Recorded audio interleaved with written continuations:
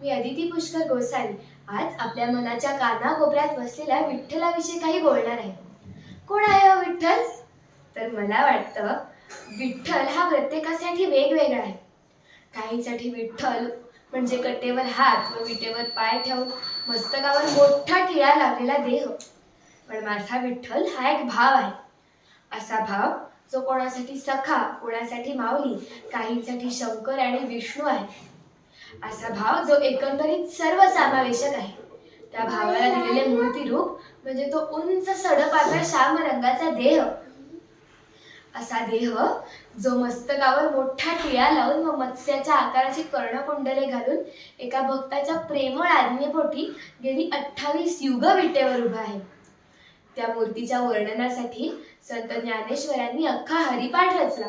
त्यात ते म्हणतात, सुंदर ते ध्यान उभे विटे भरी करकटावरी ठेवोनिया तुळशीहार गळा कासे पितांबर आवडे निरंतर हेची सुख मकर कुंडले तळपती श्रवणी कंठी कौस्तुभमणी विराजित. या मूर्तीत पण काय माया आहे ना. फक्त या मूर्तीच्या दर्शनासाठी सर्वजण खूप चालून घर काम सगळा व्याप सोडून वारी करतात. किती छान आहे ना. तो खूप वेळ चालत असलेला वारकरी असू दे किंवा त्याच्या पायासोबत गरम गळत आलेला एक क्षुद्र दगड, दोघं पण त्या सगुण मूर्तीच्या दर्शनाने इतके धन्य होऊन जातात की अश्रुधारात चिंब भिजून जातात. संतांचं भाग्य किती थोर नाही, ज्यांना तो विठ्ठल साक्षात अनुभवता आला, तो पाहता आला. हा पंढरीनाथ भक्तीचा भुकेला आहे. तो भक्तीसाठी काहीही करू शकतो. तो अगदी जनाबाईच्या घरी शेण्या धापू शकतो किंवा संत एकनाथांच्या घरी श्रीखंड्या या नावाखाली पाणी भरायचं पण काम करू शकतो. ती पाषाणी मूर्ती नामदेवांकडून घास खाते म्हणजे नवलच नाही. संत नामदेव म्हणतात, पाषाणाचे टाळ पाषाणाचा देव घास घे रे विठ्ठला बोले नामदेव बोले नामदेव.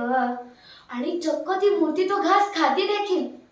संत कबीर त्यांच्या एका दोह्यात म्हणतात, नामदेव कीर्तन करी पुढे देवनाचे पांडुरंग सावध होई देवा ऐसा बोले कबीर. नामदेव कीर्तन करी पुढे देवनाचे पांडुरंग. ह्यात ते पांडुरंगाला सावध करत म्हणतात, अरे देवा, तू नामदेवांच्या कीर्तनात इतका रंगून गेलायस की तुझा शेला फिटतोय हे तुला कळेल असं झालंय. वेदांनाही नाही कळेला असा हा विठ्ठल सहजच कुणाला कळेल असं मला काही वाटत नाही. वेद जया लागी नित्य वाखाणती तो हा वेदमूर्ती पांडुरंग. असा हा पांडुरंग नक्कीच सर्वव्यापी असला पाहिजे. पांडुरंग हा असा एक भाव आहे जो सृष्टीच्या सुरुवातीपासून ते त्याच्या अंतापर्यंत, कदाचित त्याच्या अंतानंतरही असणार आहे. असा भाव जो अगदी कठोर लोखंडाच्या गोळ्याला देखील क्षणार्धात लोण्याच्या गोळ्यात परावर्तित करू शकतो.